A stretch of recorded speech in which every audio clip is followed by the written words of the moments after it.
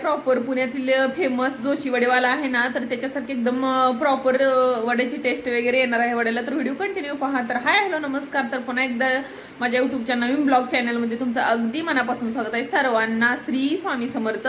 तर इथील ना पुण्यातील ना मी जिथं राहते ना तिथं जोशी वडेवाले आहे ना, ते एकदम फेमस आहे. म्हणजे त्यांच्या भरपूर शाखा आहेत. तर त्यांच्यासारखा वडापाव प्रॉपर आज मी तुम्हाला टेस्ट आणि तसंच वडापाव मी तुम्हाला बनवून दाखवणार आहे आज.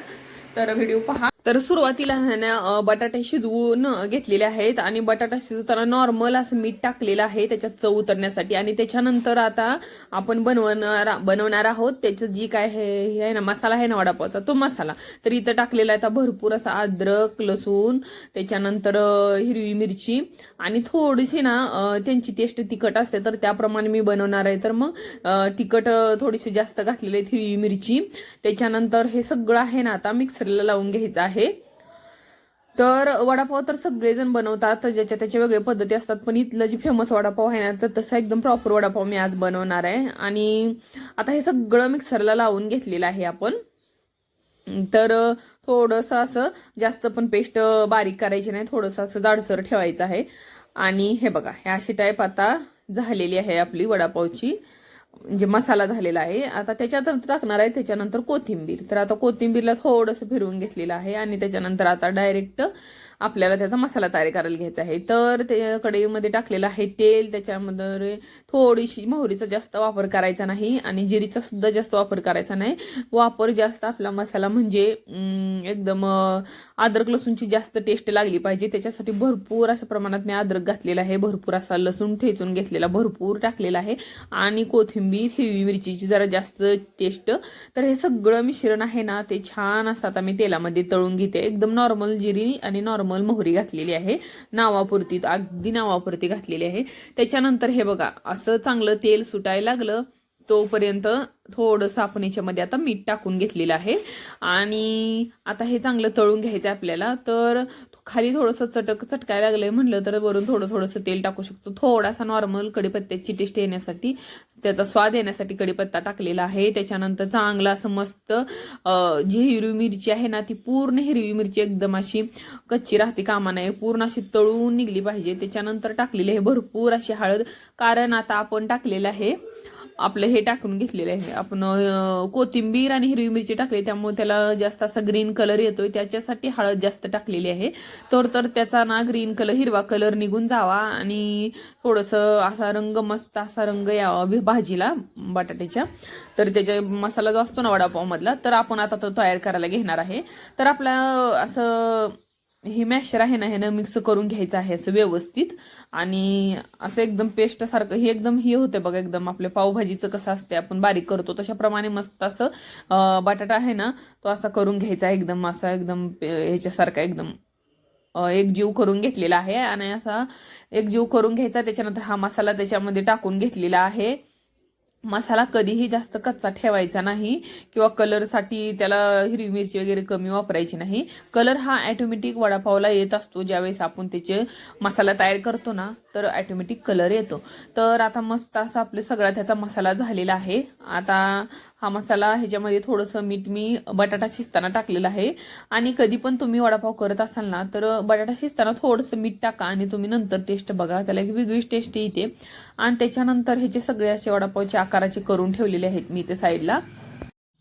तर आपल्याला जेवढे बनवायचे ते असे बनवायचं, बाकीचं सारण ठेवून देणार आहे. कारण एवढं काय आता संपणार नाही. थोडंसं जास्त करायचं म्हणलं ना तर जास्तच करून ठेवते मी आणि 1-2 टाइम होऊन जाईल असं केलेलं आहे. आणि तोपर्यंत सकाळच्या नाश्त्यापर्यंत होईल एवढंच करणार आहे.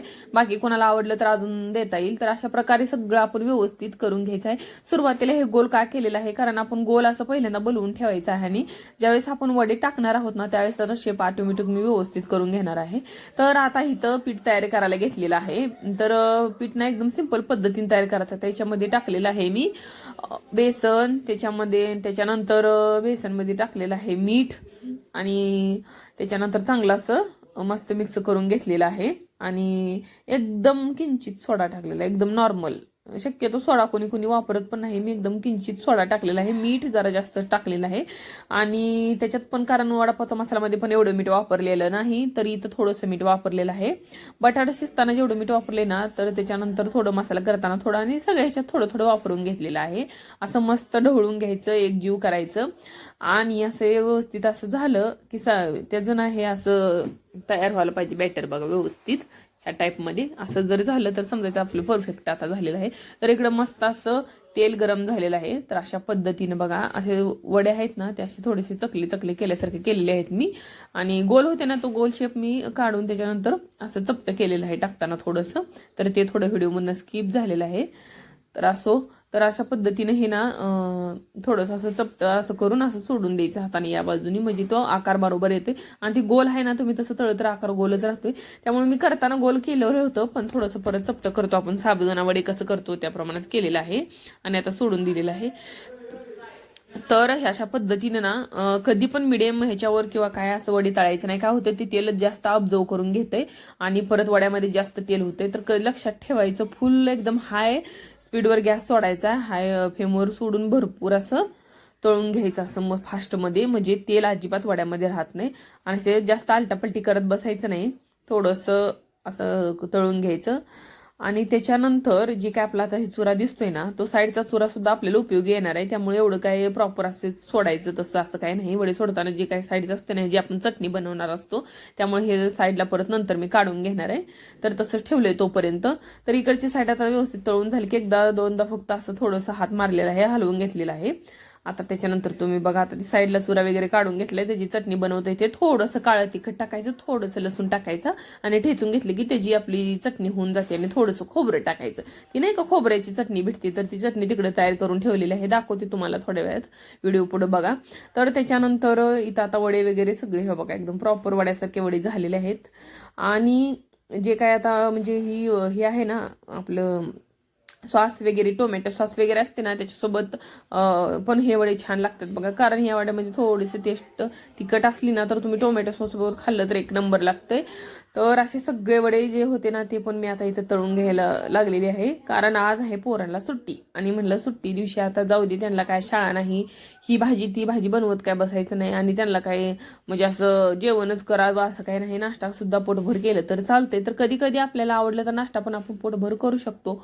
तर असे सगळे वडे तयार करून घेतलेले आहेत, एका साईडला काढून घेतलेले आहेत. आणि तुमच्याकडे जर तो पेपर असेल ना तर पेपरवर टाकायचं, नसेल तर आपला साधं कागद पण चालतोय. तर त्याच्यात थोडंफार जे काही तेल असते, कारण तेल तर जास्त राहत नाही वड्यामध्ये. कारण कसं आहे माहिती का, वडे असे म्हणजे आपण हाय ह्याच्यावर तळलेत, हाय गॅसवर तळलेत, असं मिडियम नाही. आणि वडे वगैरे झाले तर इथं आता राहिलेला आहे शेवटची स्टेप, म्हणजे ते म्हणजे मिरची. तर मिरची वगैरे अशी तळून घ्यायची. आणि मिरची तळताना ना कधी पण असं डायरेक्ट मिरची तशी सोडायची नाही. कधी पण असे आपलं जे असते भजी काढायचं त्याच्यामध्ये मिरच्या टाकायच्या, मस्त तळून घेतल्या की ती साईडला काढून घेतलेल्या आहेत. आता इथे वडे झालेले आहेत, इथे मिरची झालेली आहे, तिकडे चटणीचं सगळं करून ठेवलेलं आहे. आणि आता चटणीची तर रेसिपी तुम्हाला मी प्रॉपर दाखवायचं म्हणलं तर व्हिडिओ खूप मोठा होतोय. तर मी चटणीची फक्त तुम्हाला सांगते. जे काय आपण आता ते चुरा आहे वड्याचा, ते चुरा बाजूला काढायचा, किसलेलं खोबरं घ्यायचं, त्याच्यानंतर थोडंसं मीठ, थोडंसं आपलं ठेचलेलं लसूण, एवढंच घेतलेलं आहे. आणि हे सगळं आहे ना, हे बघा ते चटणी तयार करून ठेवलेली आहे वाटेमध्येच आहे ना, ती खोबऱ्याची चटणी तयार केलेली आहे. एवढंच टाकलेलं आहे, मीठ टाकायचं नाही चटणीत कधीही, एकदम किंचित टाकायचं टाक वाटलं तर. आणि असं मस्त असं सगळा नाश्ता वगैरे पोरांना करून बनवून दिलेला आहे. तर व्हिडिओ कसा वाटला तुम्हाला? व्हिडिओ जर आवडला असेल तुम्हाला, जर ही वडे बनवण्याची एकदम सोपी पद्धत जर तुम्हाला आवडली असेल तर व्हिडिओला एक लाईक नक्की करा. तर असा होता बघा आजचा व्हिडिओ. तर भेटूया उद्याच्या नेक्स्ट व्हिडिओमध्ये. सकाळचा नाश्ता वगैरे तरी झालेला आहे, पण आता नाश्ता केल्यानंतर ही सगळी कामं तर करायची माझी राहिली होती. मग मारून घेतलेला आहे झाडू वगैरे. तर इथंच व्हिडिओचा एंड करते. भेटूया उद्याच्या नेक्स्ट व्हिडिओमध्ये. तोपर्यंत सगळ्यांना बाय.